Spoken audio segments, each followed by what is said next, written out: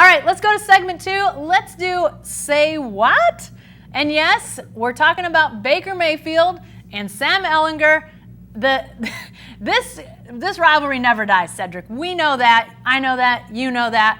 But here we go. Baker Mayfield now playing for the Cleveland Browns, talking trash about the Longhorns. Texas is back talk. He says it's crap. He talks about Sam Ehlinger, says I hate him, he hates me.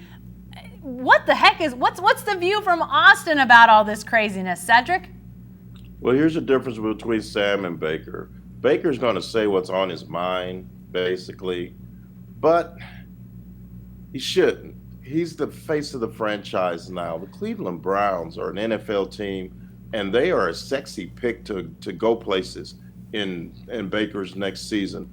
They are being picked to win their division over the Pittsburgh Steelers, the Baltimore Ravens, the Cincinnati Bengals, more experienced ball clubs. And it's because of Baker Mayfield. He's moved the needle. He has gotten Cleveland excited about NFL football now. So my thing is this, Jen.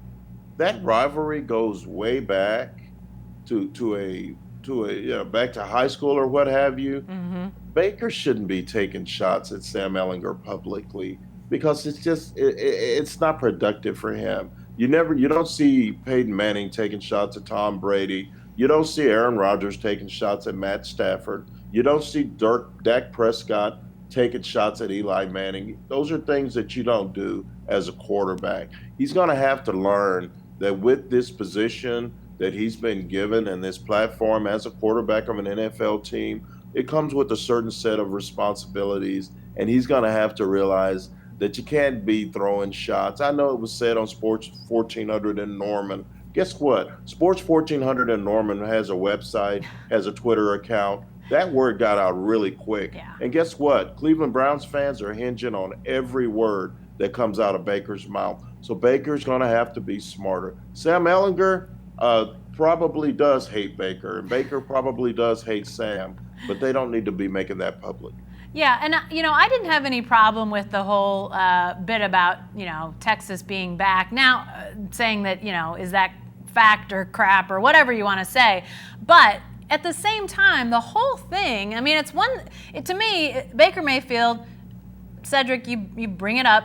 He's in a different place now. If he wants to talk about the Steelers or the Raiders or, some other team in his division, if he wants to start talking noise about Ben Roethlisberger, sign me up for that. I'm interested. If he's going to talk the same way about guys he's got to play against, then, that's one thing. But here he is. He's writing checks that, Boogie Radley-Hiles and Trey Norwood and other guys on the Oklahoma defense who are there now are going to have to cash. To me, that's unnecessary. And Cedric, you bring it up. Franchise quarterback, those guys are held to a different standard. And they just are. Yeah, and you and I know Baker's a different guy, and the Browns drafted him knowing that. And yet, don't you think there's some belief amongst Browns, upper management, coaches, whomever, that over time he learns and takes a different approach, at least publicly? Of course. He's got to grow up. He's a young kid. He has that chip on his shoulder, Jen. Two-time walk-on who became a Heisman Trophy winner. You can't beat that. I mean, so when you look at what he's got going, it's a great story. It's a great American success story.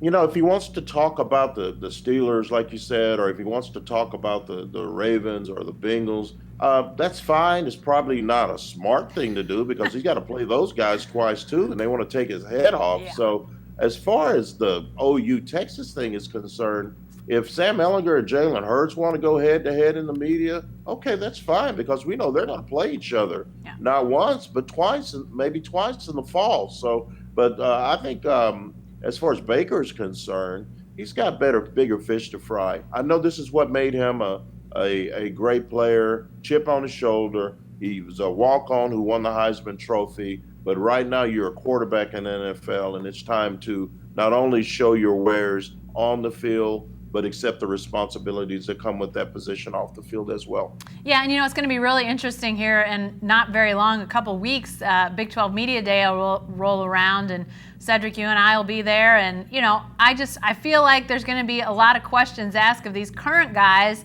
on both sides of this rivalry to answer for what Baker Mayfield said. And he's not even going to be anywhere close to Big 12 Media Day. So it just feels like, yeah, he needs to focus on him and what he's doing. You can still be Baker Mayfield. You can still be outspoken. You can still do that to a degree. But it felt like, he's bringing up Lake Travis and Westlake. And, he's in the NFL. He's won the Heisman. Come on, let's not rewind to your high school days, no matter how big the rivalry is. And do we really need him to tell us that Drew Brees and Nick Foles are the two best quarterbacks to ever come out of Westlake?